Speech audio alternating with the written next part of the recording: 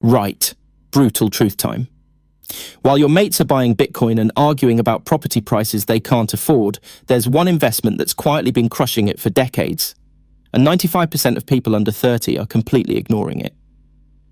I'm talking about an investment that's returned an average of 7 to 10% annually, cost you basically nothing in fees, takes about 15 minutes to set up, and you can start with literally 50 quid.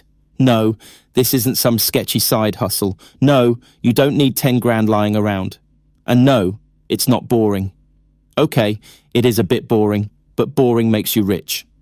Stick with me for the next 6 minutes because I'm breaking down exactly why this beats everything else in 2026. Welcome back to The Money Guys.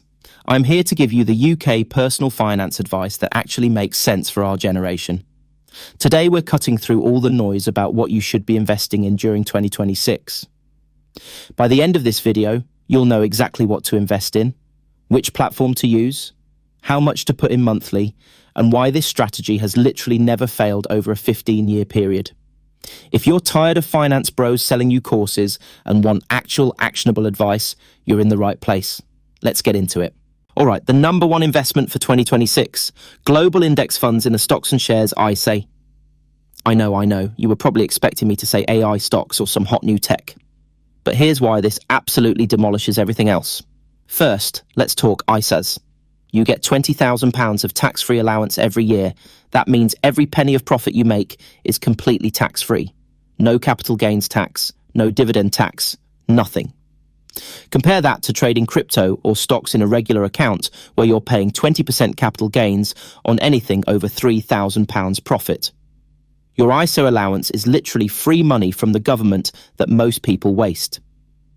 Now, within that ISA, you're buying global index funds. Think Vanguard's FTSE Global All Cap or the S&P 500. These aren't individual stocks where you're gambling on Tesla or whatever's trending. You're buying tiny pieces of thousands of companies worldwide.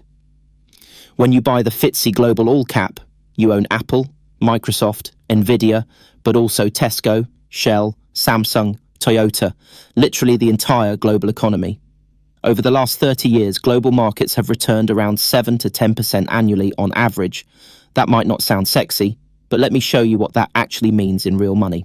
Let's say you're 25 and you start investing £200 a month into a global index fund in your stocks and shares ISA. That's £2,400 a year. Totally doable if you cut back on Deliveroos and the occasional night out. Assuming a conservative 7% annual return, by the time you're 40, you'll have around £76,000. By 50, £175,000. By 60, when you're thinking about retirement, over £400,000, all from £200 a month. And remember, that's completely tax-free because it's in your ISA. Now compare that to keeping that money in a savings account. Even with the best easy access rate right now at around 5%, inflation eats most of that. You'd have maybe £120,000 by 60, less than a third of what you'd have in index funds. Or compare it to buying Bitcoin. Sure, some people made money, but can you honestly tell me where Bitcoin will be in 2027? I can't. Nobody can. But I can tell you with pretty high confidence that global businesses will continue making profits for the next 30 years. This isn't about getting rich quick. It's about getting rich reliably.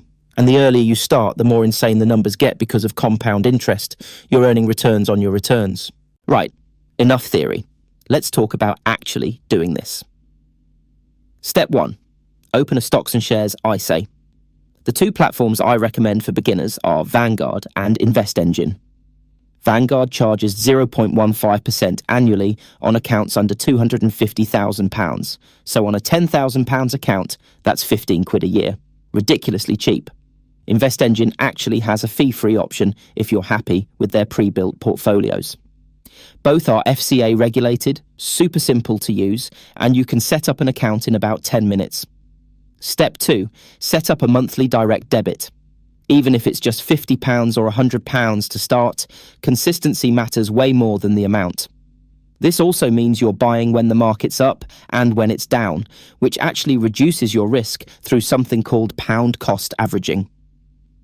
Step 3. Choose your fund. For most people, I'd say go with either Vanguard's FTSE Global All Cap or the S&P 500 tracker. Global All Cap is more diversified, S&P 500 is US focused, but has slightly higher historical returns. You honestly can't go wrong with either. Step 4, and this is crucial. Do absolutely nothing. Don't check it every day. Don't panic when the market drops 10%. Don't try to time it.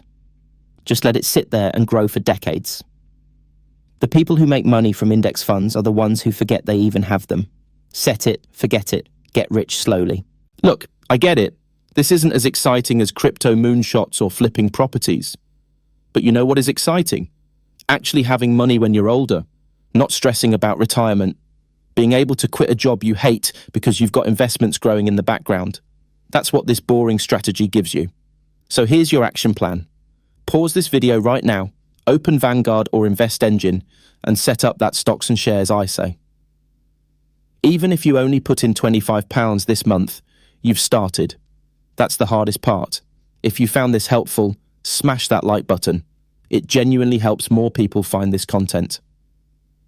Subscribe if you want more no BS UK money advice every single week. And if you're wondering what to do after you've maxed out your ISA, I've got a video on that right here. Your future self will thank you for starting today. I'll see you in the next one.